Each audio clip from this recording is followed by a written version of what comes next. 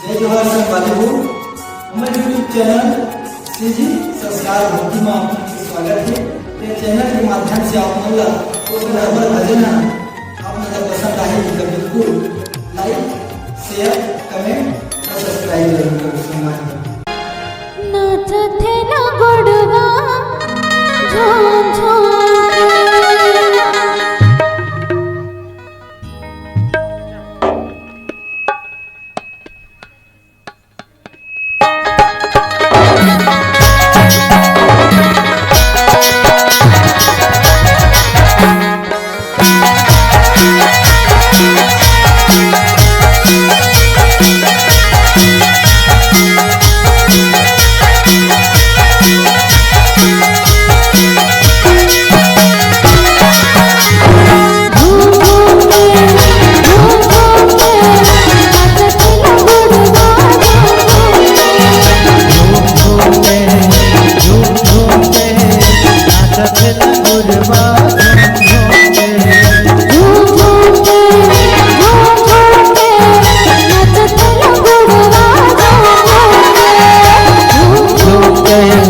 झूम झूम के नाचते रंगुलवा झूम झूम के